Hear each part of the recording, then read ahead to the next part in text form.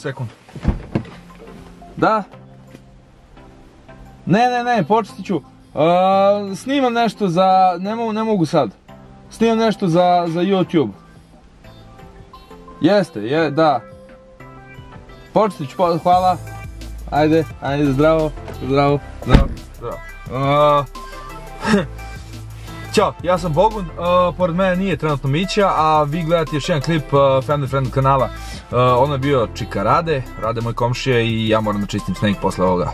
Tako da, ajde vidimo brzo da pokrijemo šta smo i o čemu trebali da pričamo. Ono o čemu sam ja danas zapravo hteo da pričam, a pričao sam prethodno sa Mićom, jeste da imamo veliki problem na YouTube sceni. Pa imamo tu neku Anđelu i Nađu i njihovog ćaleta koji su izbacili neki video i gde traže lajkove, preglede, pare i slično. Okrenite kameru, malo. Da li i o čemu se radi, sad ćemo ukratko da vam objasnimo naše mišljenje i našu cijelu perspektivu o tome.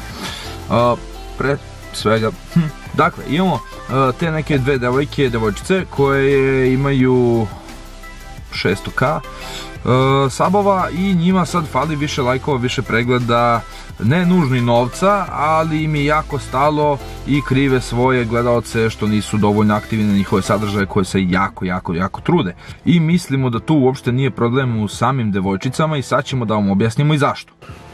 Dakle, smatramo da nije problem u devojčicama iz razloga što, pod jedan, te devojčice zapravo, i to je naše mišljenje, nemaju ni predstavu o novcu, ne znaju koliko novac vredi, ne znaju šta mogu s njim da urade i oni su samo željni pažnje.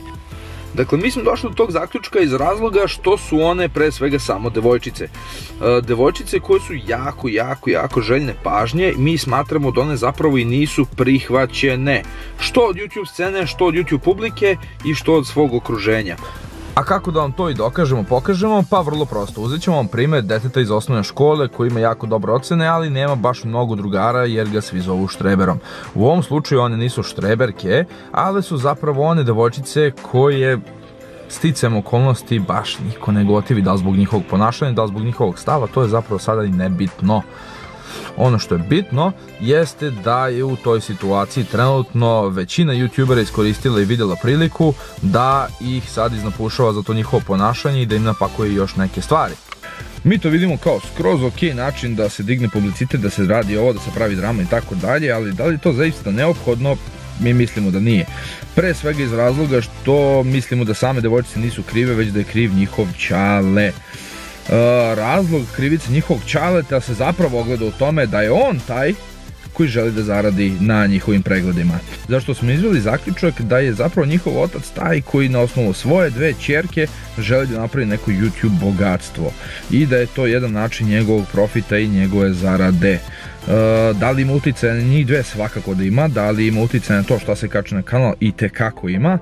Ali da li je to presudno? Mi mislimo da je podeljenost recimo 60-40. 60% je krivica ćaleta, a 40% je krivica samih devojčica. Ne bismo dalje ulazili u tu temu, to je otprilike neko naše mišljenje, a savjetujem vam da pogledate sutra u 14h Princeza Psiho i njen diss track na koji ćemo raditi reakciju i koji će nam biti jako zanimljiv. A ono čime mi želimo da se bavimo u narednih nekoliko klipova sa svojom dragom Jelenom jeste kako da možete od jeftine foto opreme da pravite super fotke koje će vam biti jako dobro za Instagram ili videoklipove, a kako čak i sa skupom opremom fotke ne moraju da vam ispadnu baš savršene. Također ćemo se baviti muzikom i još nekim novim stvarima koje do sad možda i niste imali prilike da vidite na sceni.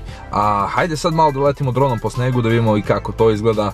U narednih nekoliko sekundi ćete vidjeti to, a do tad vas mi pozdravljamo i ako se niste do sad subscribe-ovali, subscribe-ovite se obavezno, kliknite ono zvonce da možete da dobijete notifikacije kad izbacimo novi video, a ukoliko nas ne pratite na Instagramu, zapratite nas na Instagramu, evo, tu stoji Kanađanin, Milan Dimitrijević 2 i Vujković _J, pa se vidimo u nekom narednom klipu. Ćao!